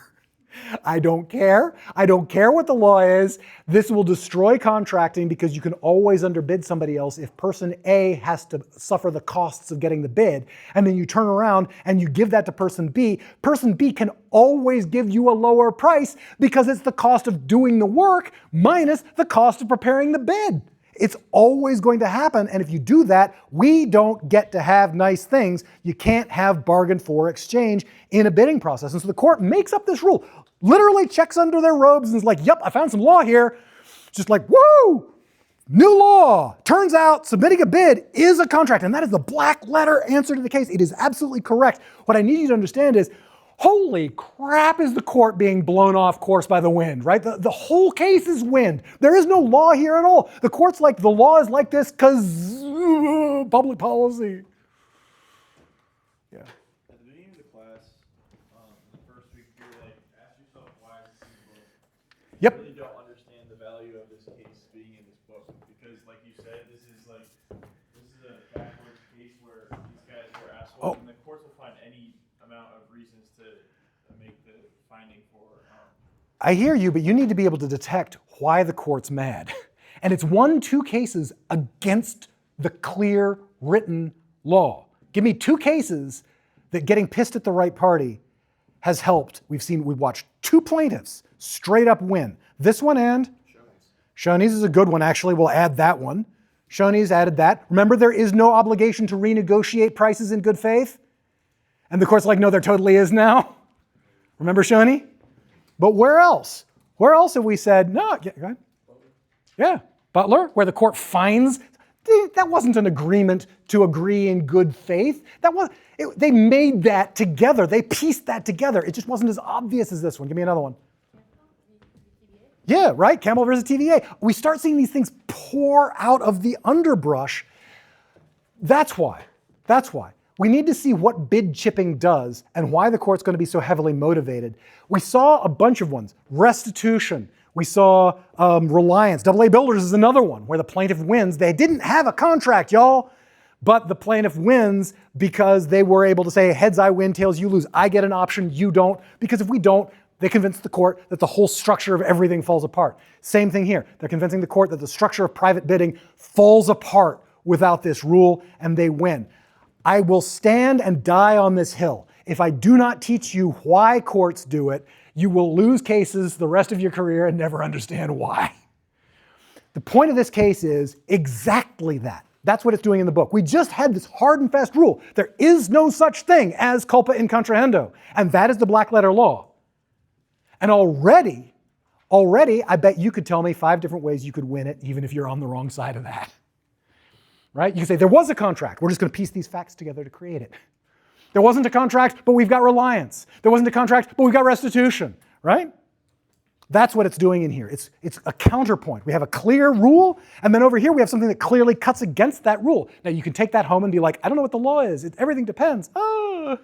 Or you can take that home and be like, no, actually I can win this no matter which side I get given. All right, thanks folks. Brilliant class, amazing work today. We will pick this up next time.